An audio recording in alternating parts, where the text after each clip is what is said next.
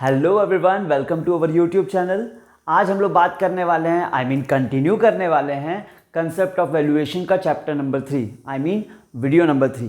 ठीक है, 2 वीडियो हम लोगों ने कंप्लीट कर ली है जिसमें हम लोगों ने काफ़ी सारी चीज़ें डिस्कस की हैं।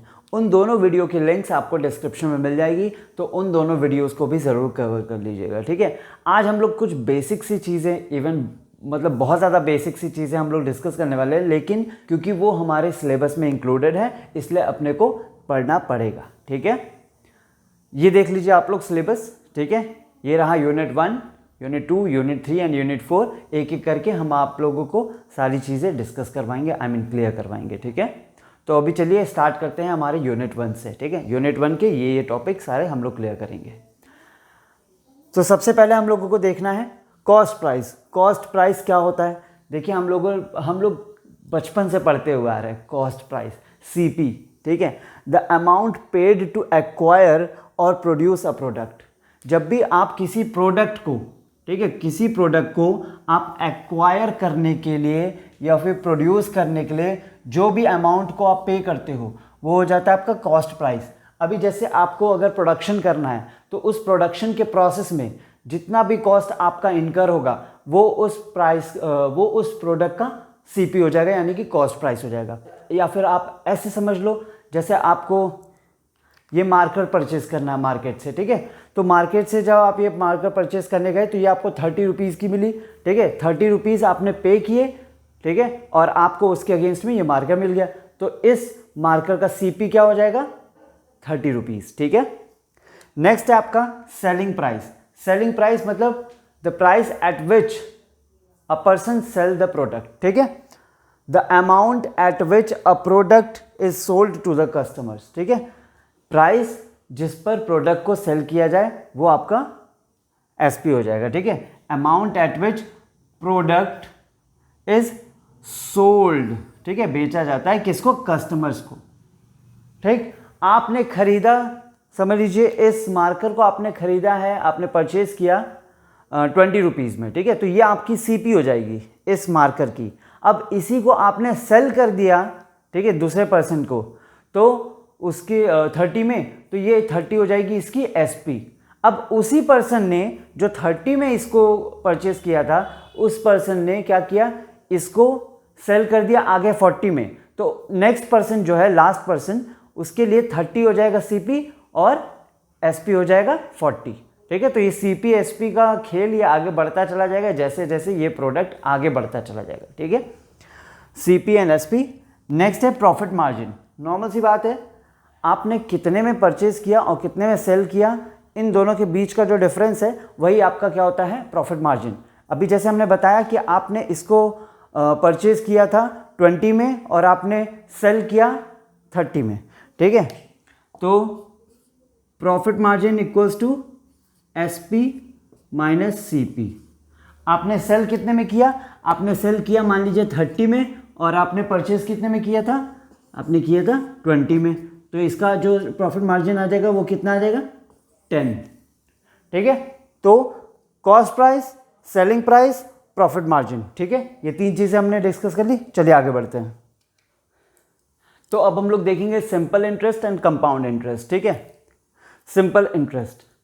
ठीक है, यहां पर हम लोग सिंपल कैलकुलेशन रहेगा। ठीक है, उसका यूज करके हम लोग इंटरेस्ट को फाइंड आउट करेंगे। ठीक है, interest that is calculated on principal amount only. आपको ध्यान रखना पड़ेगा जब आप, ठीक है, जब आप इंटरेस्ट को कैलकुलेट कर रहे हैं सिर्फ और सिर्फ प्रिंसिपल के बेसिस पर। ठीक है, प्रिंसिपल के बेसिस पर जब आप इंटरेस्ट कैलकुलेट कर रहे हैं तो वो हो जाएगा आपका सिंपल इंटरेस्ट। ठीक है, फॉर्मूला, इसका फॉर्मूला क्या होता है? इसको हम लोग ऐसे लिख लेते हैं। ठीक है, SI यानी कि simple interest equals to principal amount, ठीक है, इनटू रेट यानी कि rate of interest, into time, कितने टाइम के लिए, नंबर ऑफ ईयर्स। ठीक है, डिवाइडेड बाय 100 ये जो 100 आया है ये रेट का ही आया है, ठीक है, क्योंकि रेट हमेशा परसेंटेज में ही रहेगा, इंटरेस्ट रेट, तो रेट यानी कि परसेंटेज में रहेगा, यानी कि अपॉन 100, ठीक है। एग्जाम्पल क्या हो जाएगा, आपने इन्वेस्ट किया यानी कि P मान लेते हैं 1000 रुपये, ठीक है, 1000, और R यानी कि रेट ऑफ इंटरेस्ट हम लोग मान लेते हैं 5%, ठीक, एंड टाइम यानी कि ईयर्स, नंबर ऑफ ईयर्स 3 मान लेते हैं, ठीक है। तो इसका सोल्यूशन कैसे होगा, बहुत इजी होगा, ठीक है। जैसे 1000 इंटू 5 इंटू 3 अपॉन 100, ठीक है, ये दोनों कट गया, 5 3 जा 15, 15 10 जा 150, तो ये क्या हो जाएगा आपका सिंपल इंटरेस्ट, ठीक है। अब हम लोगों को देखना है क्या, कंपाउंड इंटरेस्ट। आई होप कि आपको सिंपल इंटरेस्ट इजीली समझ में आ गया हो, ठीक है। कंपाउंड इंटरेस्ट देख लेते हैं। कंपाउंड इंटरेस्ट में क्या होता है, इसमें आप प्रिंसिपल अमाउंट पर तो वो करोगे ही, क्या इंटरेस्ट कैलकुलेट करोगे ही, लेकिन इसके साथ साथ आपका जो पहले का टाइम पीरियड है उसके इंटरेस्ट पर भी आपको इंटरेस्ट कैलकुलेट करना होगा, ठीक है। तो यहां लिख लेते हैं प्रिंसिपल अमाउंट प्लस accumulated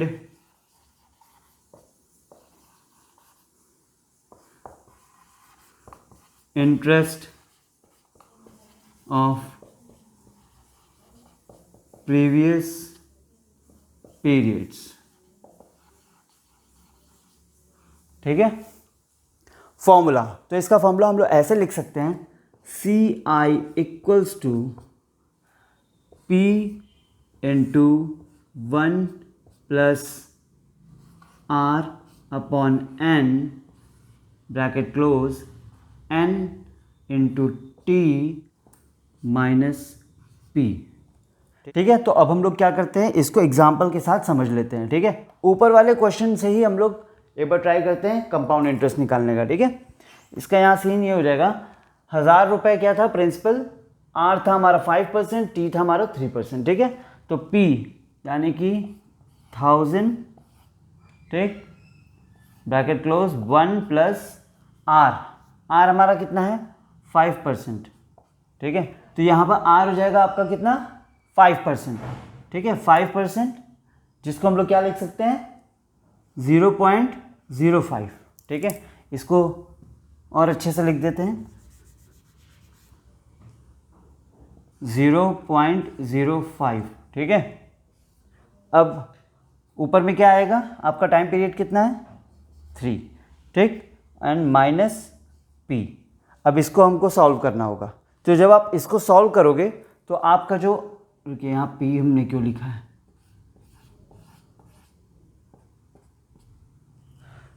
तो जब आप इसको सॉल्व करोगे तो आपका जो सोल्यूशन आएगा वो लगभग अप्रॉक्सीमेटली 157 अराउंड आएगा, ठीक है।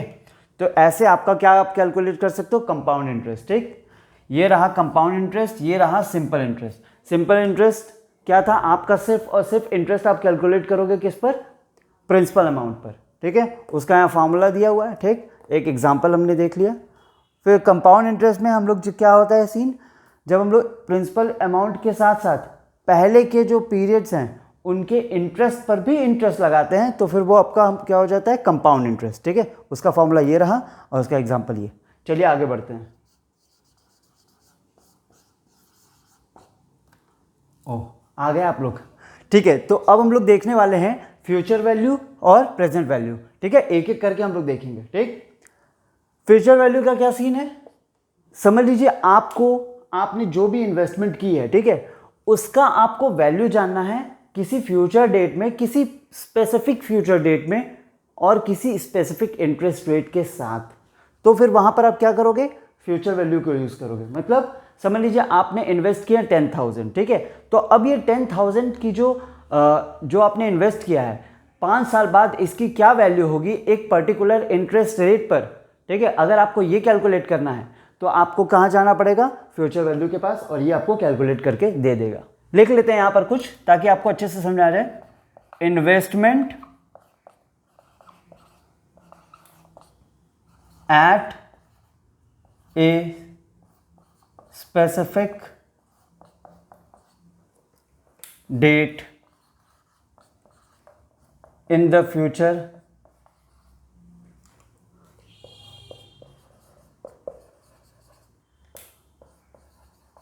कंसिडरिंग